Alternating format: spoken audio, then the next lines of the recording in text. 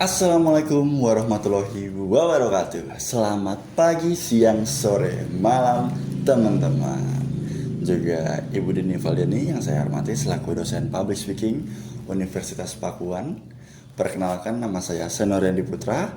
Saya dari Humas 1, jurusan Ilmu Komunikasi dan Fakultas Ilmu Sosial dan Ilmu Budaya Universitas Pakuan. Jadi teman-teman, di sini saya akan menjelaskan atau memberikan tips tentang public speaking. Pertama-tama, apa sih public speaking itu? Gitu kan? Public speaking adalah proses penyampaian pesan kepada publik, tapi bukan hanya kata-kata, melainkan juga bahasa tubuh, suara, dan gambar. Gitu. Nah, sebagian dari teman-teman saya atau kalian gitu kan, pasti kalau disuruh public speaking atau maju di depan untuk ngomong di depan banyak orang, itu pasti takut grogi, takut gugup, takut nggak bisa, takut salah, dan segala macam. Nah, di sini saya akan membagikan beberapa tips yang sudah saya dapatkan dari Ibu Dini. Pastinya ini materi dari beliau dan saya merangkumnya menjadi satu slide gitu. Langsung saja. Pertama itu persiapan. Gitu. Tanpa persiapan kalian akan kalah, guys. Nah, pertama kita harus mengetahui audiens. Di persiapan ini sangat penting untuk mengetahui audiens. Siapa audiens kita?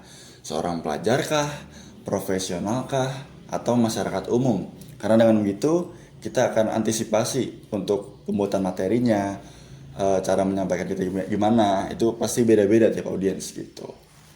Nah, yang kedua menguasai materi. Kenapa harus menguasai? Ya tentu dengan kita menguasai materi kita akan pede. Kita riset dulu sebelumnya, kita cari topik yang relevan dan yang benar gitu, yang sesuai dengan apa yang akan kita sampaikan kepada publik gitu. Ketiga, ini alat bantu visual.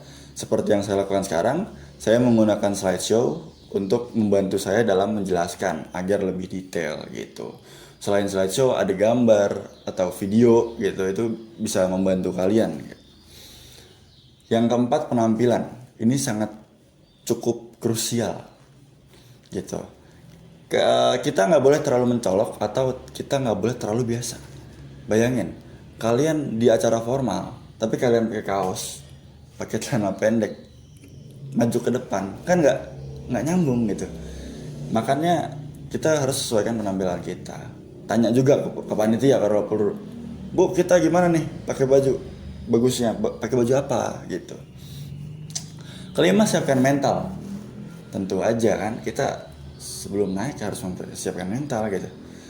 Atasi rasa gugup itu, biasanya gugup nih. Nah, atasi rasa gugup itu dengan tenang, rileks, tarik nafas panjang, peregangan, berdiri tegak biar kita pede. Itu bisa membangun mental kita. Yang keenam itu siapkan fisik. Ya tentu kita harus sehat, kita harus bugar, jangan begadang. Tuh, itu ngaruh banget guys, begadang guys. Terutama saat mau maju, mau naik ke stage, mau naik ke panggung, itu pastikan tenggorokan sama mulut kalian tuh basah, biar nggak seret bos. Gitu. Selanjutnya langsung ke tampil. Apa sih tampil tuh? Jadi langsung aja nih, lu tampil nih, perhatiin nih semuanya nih. Satu, perhatikan bahasa nonverbal. Apa sih bahasa nonverbal itu? Bahasa nonverbal ya bahasa selain verbal, selain ucapan. Kayak ini, body language, ekspresi wajah. Itu sangat menentukan karena kita jadi center of attention gitu kan, dilihat banyak orang. Yang kedua, salam. Kalian naik ke panggung, lihat kanan kiri nih, tatap audiens, baru salam. Assalamualaikum warahmatullahi wabarakatuh. Kalian diam dulu biar semua menjawab, baru lanjutin omongan kalian. Dengan begitu kalian lebih menghargai audiens dan memberikan waktu untuk mereka untuk siap-siap gitu. 3, perkenalan diri. Nah, di sini kalian jangan terlalu ini guys, jangan terlalu lebay kalau memperkenalkan diri. Misalkan kayak saya Senorendi Putra, saya orang kaya gitu kan. Orang kaya dan paling sukses di tempat ini. Jadi kalian mohon perhatiannya. Wah, itu kan kayak no. Keempat ini membangun keterkaitan atau persamaan. Nah, di sini eh, kita bikin audiens itu merasa relate sama kita. Kita bikin misalnya gini, kayak eh, gimana penonton? Gimana? Sorry.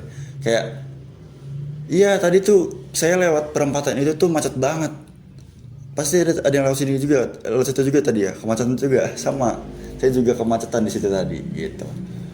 Pokoknya ya SKSD lah istilahnya. Jadi si audiens ini merasa dekat sama kita. Yang kelima ini ice breaking. Nah, atau grabber ya, bisa bisa bisa dilakukan. Contohnya kayak kuis itu, atau kita melontarkan pertanyaan ke audiens. Nah, itu sama-sama juga. Atau cerita pembuka yang menarik, kita ngasih cerita story apa gitu kan. Kucing saya masuk ke got kemarin gitu, misalnya gitu, misalnya. Nah, baru pas di keenam ini kita ngasih tahu tema utama kita apa. Dengan begitu si audiens itu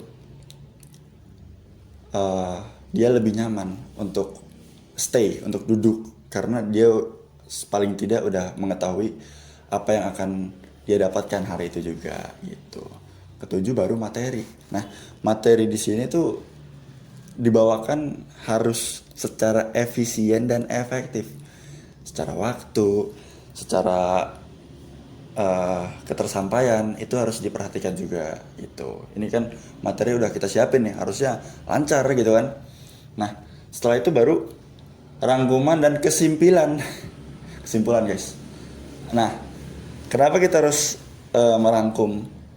Karena kan biar lebih di akhir acara tuh biar lebih kuat lagi, materinya tuh lebih berasa gitu. Kita merangkum inti atau poin-poin yang udah dibicarakan tadi untuk mengingatkan apa yang sudah kita lalui bersama. Anjay. Nah, yang kesembilan kita tutup dengan kesan.